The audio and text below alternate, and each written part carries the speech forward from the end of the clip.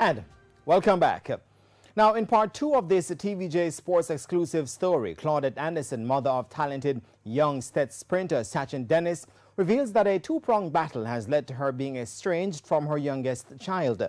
And the principal of Stets, Keith Wellington, has broken his silence on the Switch of Allegiance matter involving Dennis.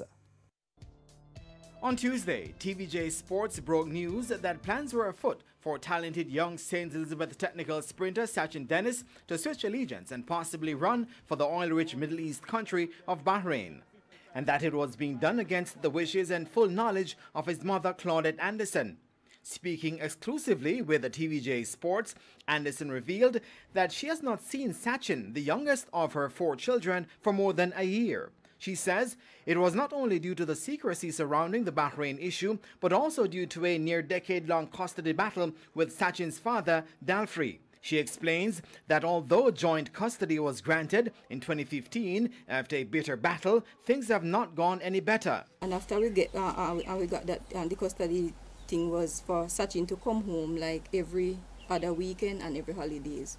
And it's been 1 year and 8 months I haven't seen him. But why hasn't Sachin come to see her when he's supposed to? But Sachin is on the coach and his father's side. And if the coach said don't say, he won't say anything because he's very quiet. And I don't think he have a clue what is happening.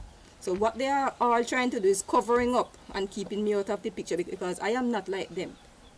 I am not like them. So what they try to do is cover up.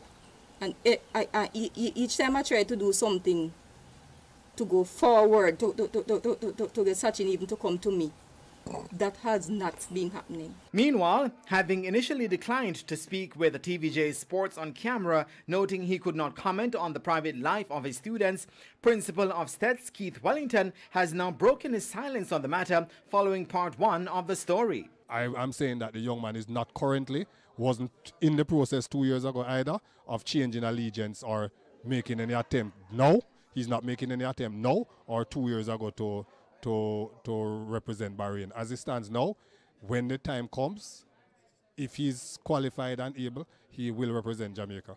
In the meantime, Anderson says she continues to maintain a presence in Sachin's life by attending the Boys and Girls Championships and school functions involving her son.